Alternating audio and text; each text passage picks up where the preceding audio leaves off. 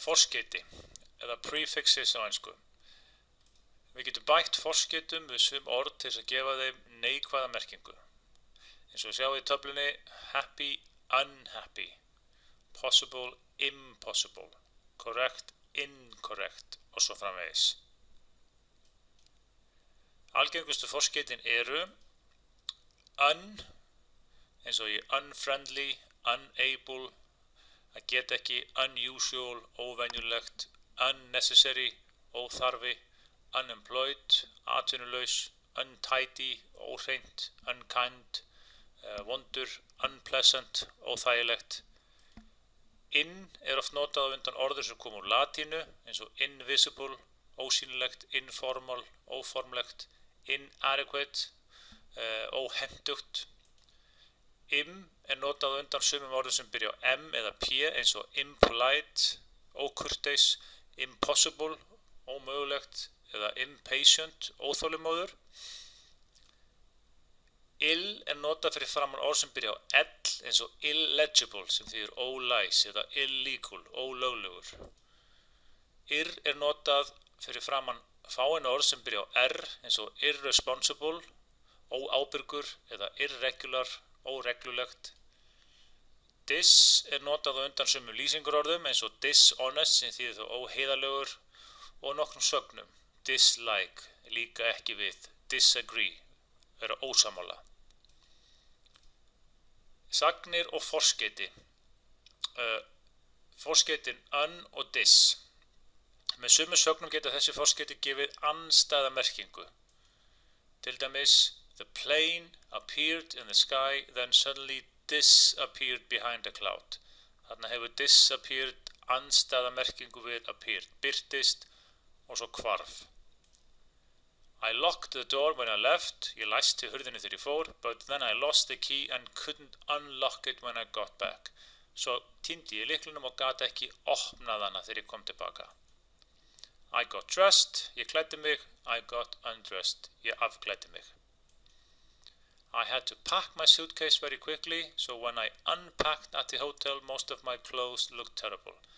Ég var að pakka hana í tösku í flýti, svo þegar ég tók upp úr henni á hótelinu voru fötin mín, lituðu ekki vel út. Önnur forskeyti og sagnir. Forskeyti re þýðir að gera eitthvað aftur. Dæmi, the shop closed down but it'll reopen next month, opna aftur. I failed my exam but I can retake eða redo it next year.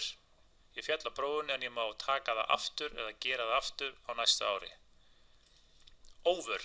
Forskeyti over þýðir of mikið, too much. My boss is overdoing it at the moment.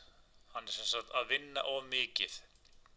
I went to bed very late last night and I overslept this morning. Ég svaf yfir mig. The shop assistant overcharged me. Maðurinn í búðinni lét mig borga of mikið. Forskeytið miss, sem þýðir þá illa eða vitlaust. I'm afraid I misunderstood what he said. Ég misskildi hvað hann sagði. Two of the students misread the first question. Misread, að lesa, að misskilja í lestri. Við getum breytt sögnum og lýsingarorðum í nafnorð með því að bæta viðskeyti, sem það heitir þá suffix á ensku við þau. Eins og við sjáum í þessari töflu þá erum við með vinstra megin sögn, verb, við erum með improve, govern og manage. Við bætum viðskeytinu meant við og þá verður nafnorðið til improvement, government, management. Improve að bæta, improvement þá bæting. To govern að stjórna, government þá stjórn. To manage að stýra og management þá stjórn.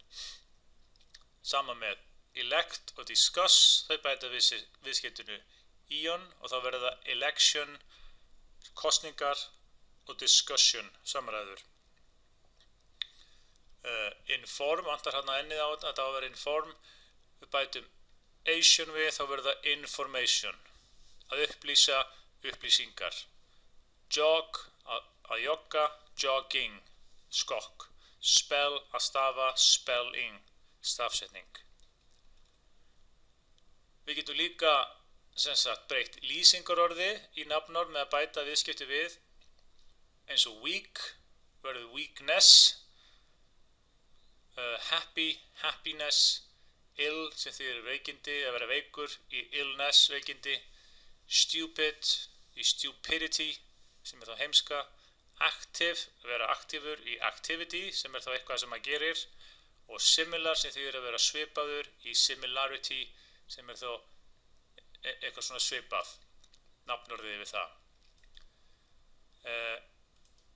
Athugið að með því að bæta viðskipti við sögnarlýsingar getur framburðurinn breyst. Þið sjáu hérna að sögnin educate, þar kemur áherslan á ið, en í nafnorðinu það education, það færist áherslan til. Sama í advertise, það verður það advertisement, þar færist áherslu atkvæði til. Sama verður með lýsingarorð eins og similar og similarity, stupid og stupidity. Viðskiptin or og ist. Þessum viðskiptum má bæta við nafnorð og sagnir og þau lýsa oft fólki eða störfum.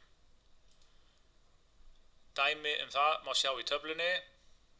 Ballet dancer, pop singer, murderer, bus driver, shop manager, professional footballer, employer og svo framvegis.